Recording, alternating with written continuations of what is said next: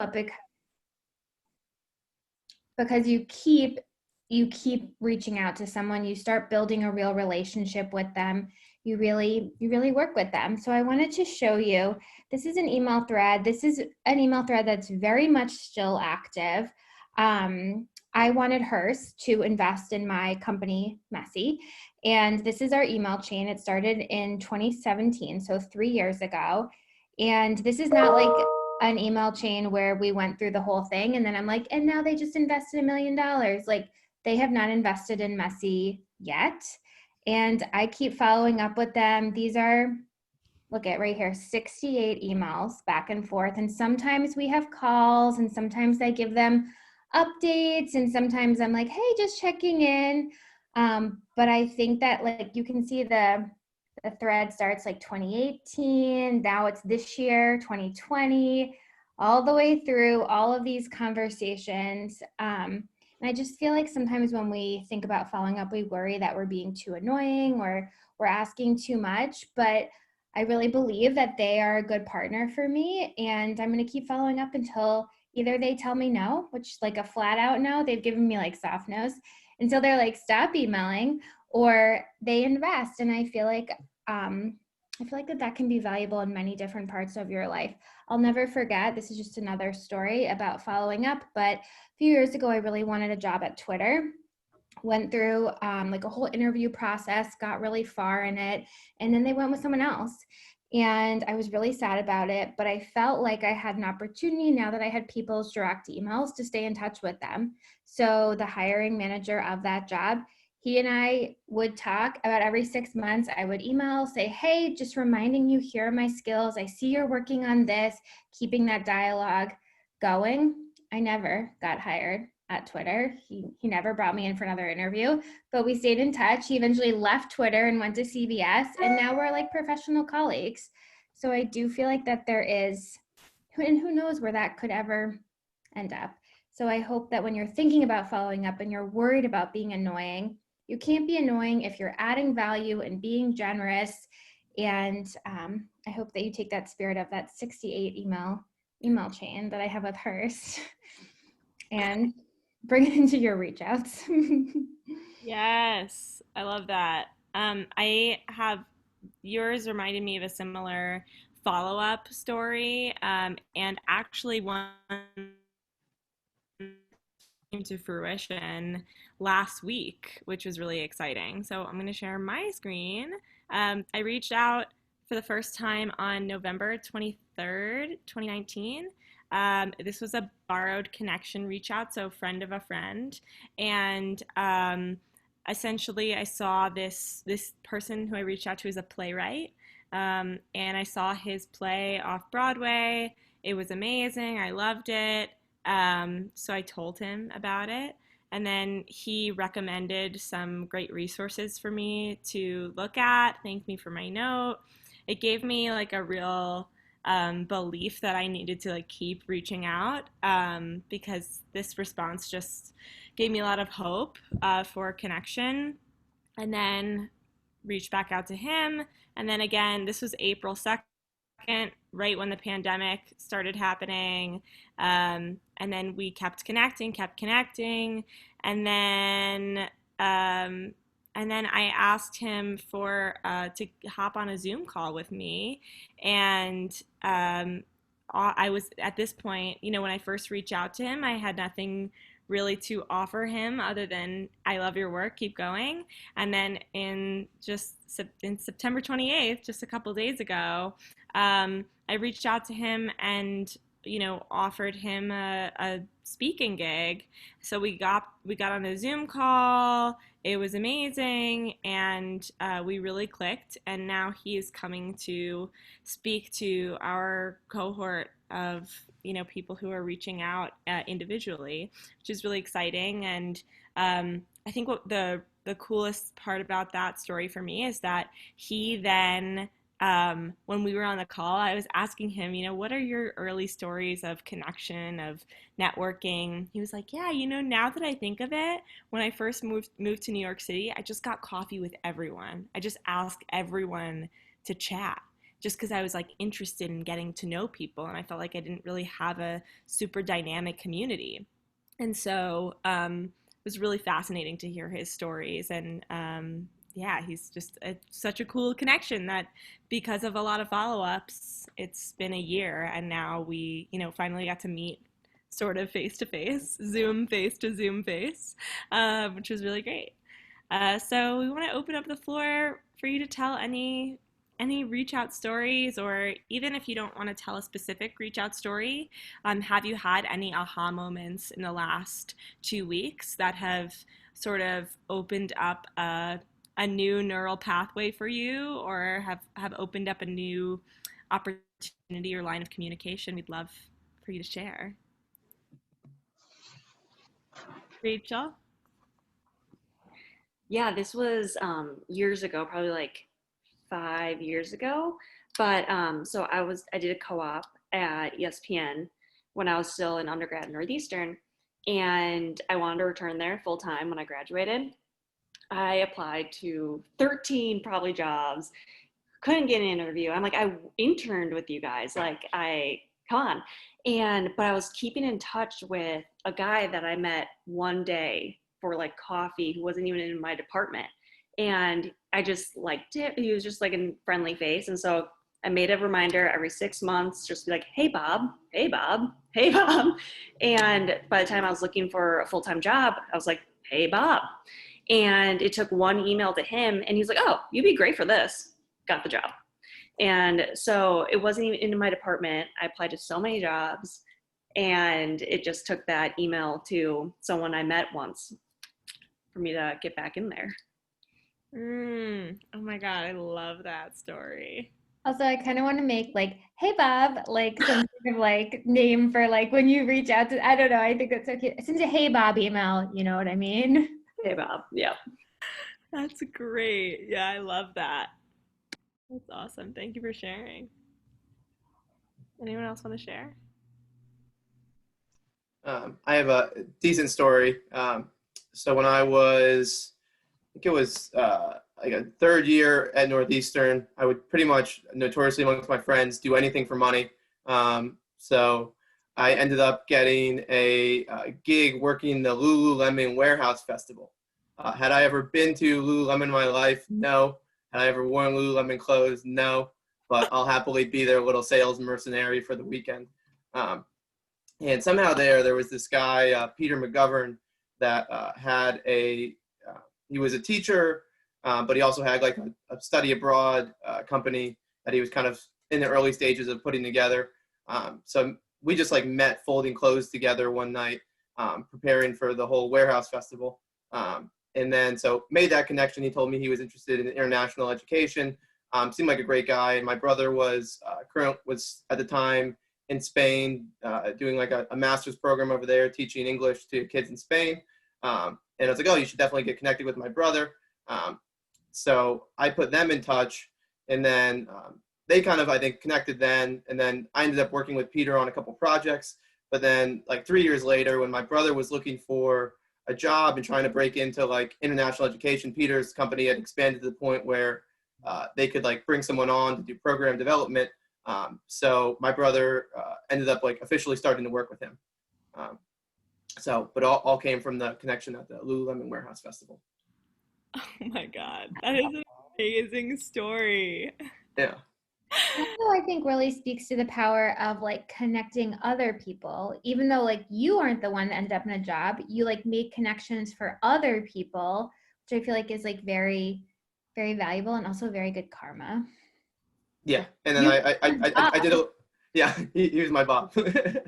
I did a little like business consulting project for them over winter too, so it did come back around and help me out as well. So That's awesome. Wow, I love that story. It's amazing. Anyone else have any aha moments, stories they want to share?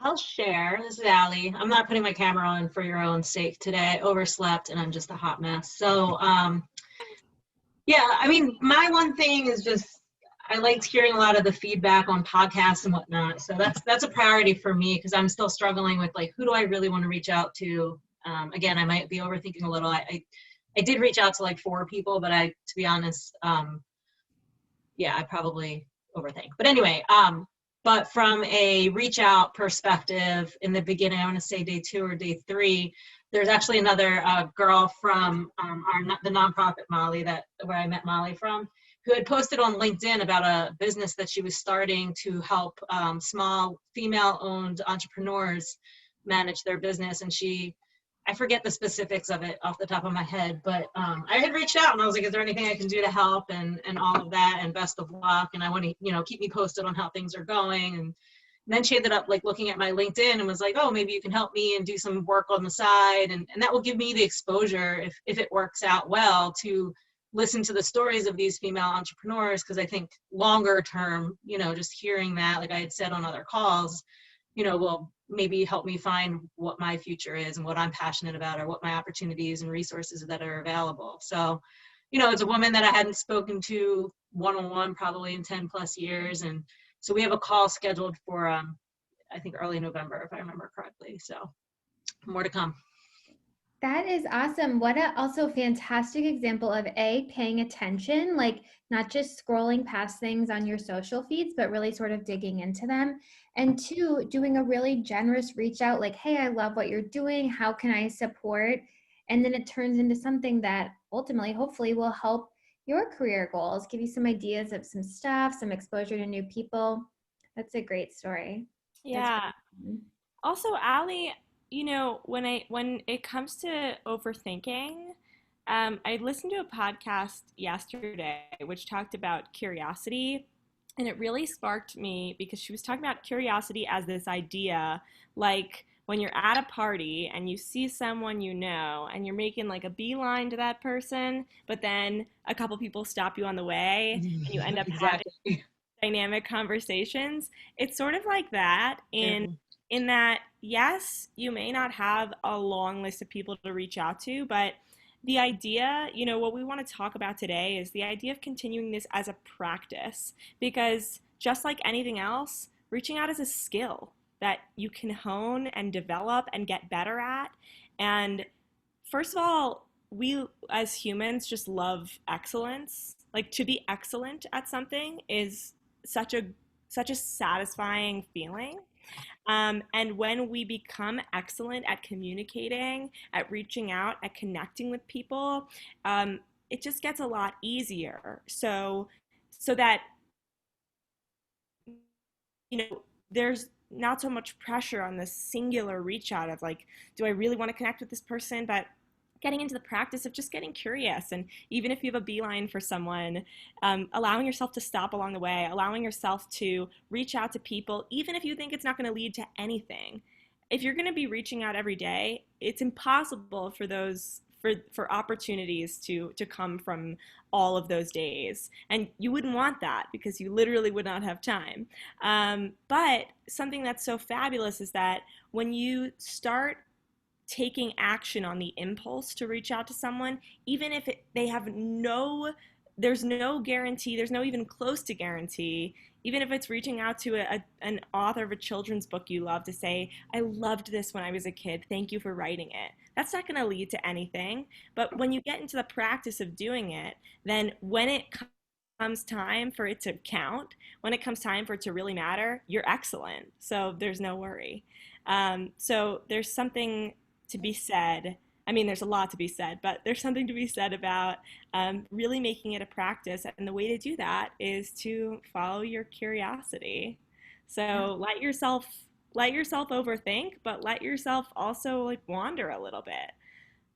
Yeah, that's great feedback. Thank you. And sort of on that note, I think I'd mentioned the book club thing that I'm doing. We're reading Lemonade Life, and they talk a lot about, I don't know if you want to call them failures, but to your point, like being curious and digging around and just trying, and how that over time that helps build your confidence. I never felt like I lack confidence, but sort of tying it back to this is just sort of, it builds you up to figure out what you want to talk about or where you want to go. The more you try at something, essentially. So yeah, I always love the line, like, competence breeds confidence, and the way you get competent at something is you just do it again and again. Like, already by reaching out 10 days in a row, you are far and away like 99% of the world and how well you can write a reach out email. Like you're already way more competent than you were 2 weeks ago. And that's something to feel competent and confident about. Absolutely. We want to leave more time if people want to share. We also want you to get to your reach out today. So if you want to share a story, or if you have something that you've realized is like, oh, I didn't think about it like this 2 weeks ago, but now I do, put it into the chat. We'll leave a couple minutes at the end to talk, to tell more stories. But let's get to our reach out in the moment. All right. Okay. Last day. Ready, set, RO.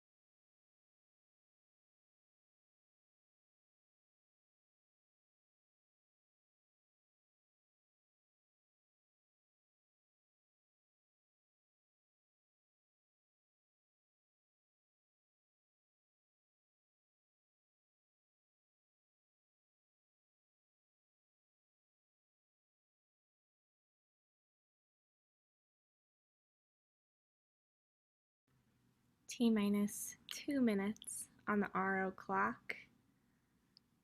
If anyone wants to share another story or aha moment, we'd love to hear from you.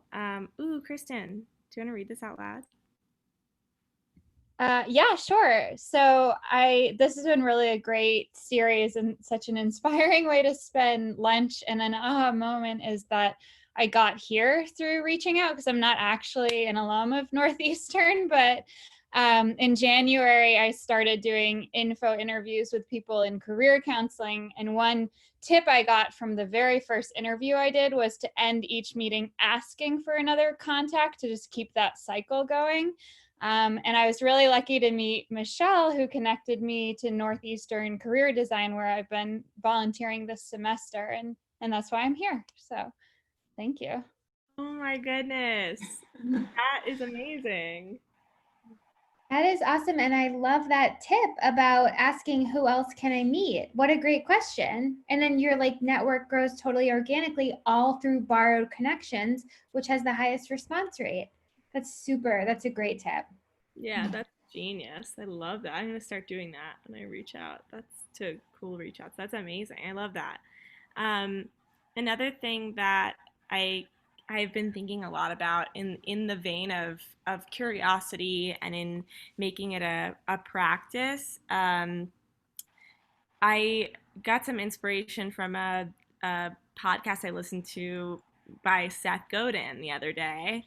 His podcast, Akimbo, fantastic. I love it.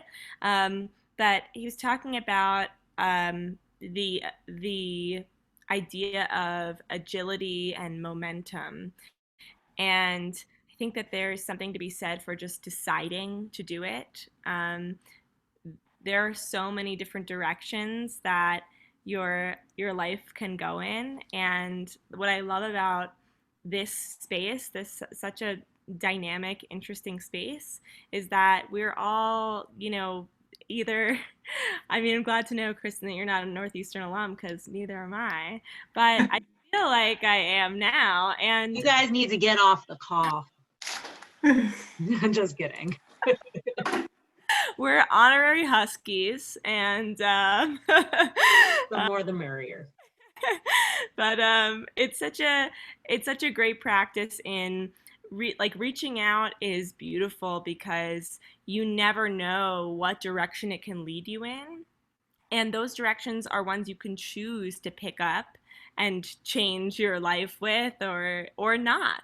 But the ability to become better at connecting and become a person who connects with gratitude, with gifts, and with the spirit of truly just meeting new people, bringing people together. I think that's really what the world needs right now more than ever. And we have the ability to use the internet, to use Zoom, to use social platforms in a unique way now more than ever.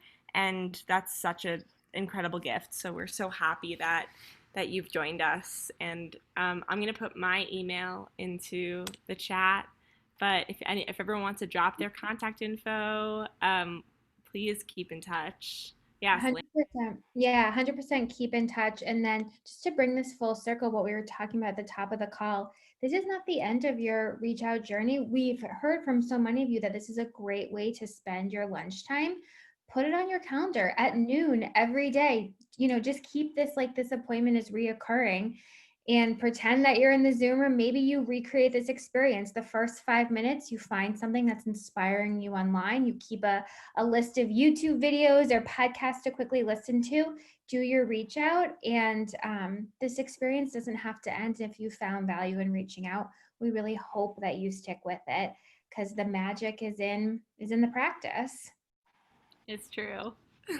Molly and Carly, I want to thank you both really for the energy that you bring to this, your excitement about it, and the positive encouragement that you bring to the sessions, and also the great ideas. I think you have a really unique approach and perspective, and I know I gained from it, and I just feel like you created a fun space. I'm starting to look forward to this, and now I'm going to miss it. Do you want to mention your extended program, because people may want more? Yes, absolutely. So we've talked about it a bit, but Molly and I run what's called the Reach Out Party, where we bring together individuals from many different industries, different places in their lives, and we reach out consecutively for 27 days in a row. We have a morning session and an evening session, so you can come to either or both or whatever works with your schedule. But since you have been through the NU party version of the party, you are able to join us as party crashers. And we're going to be doing an awesome, like, holiday and January bundle situation. But because you've already been through this, you're able to join everyone, the entire community who's already gone through the Reach Out Party. It's an incredible group of people. And if you're looking to meet some interesting people in different industries, you have a family and a network of about 250 people waiting for you.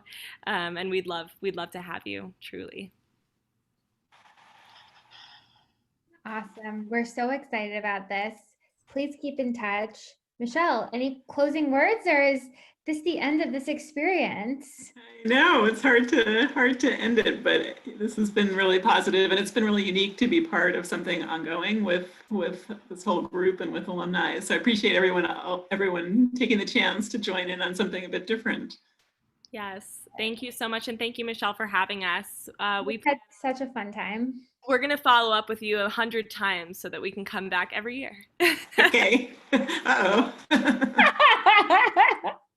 All right. I have a question Yeah. real quick.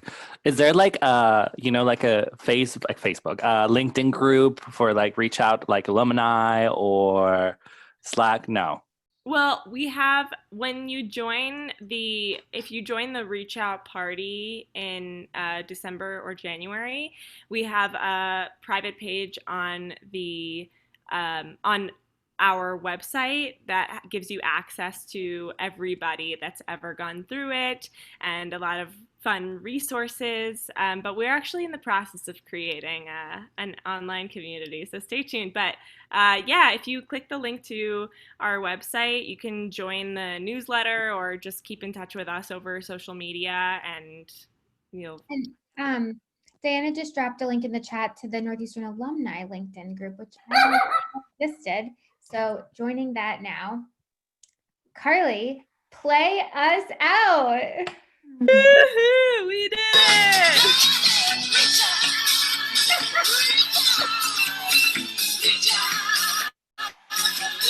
Thanks, guys. Thank you. Yay!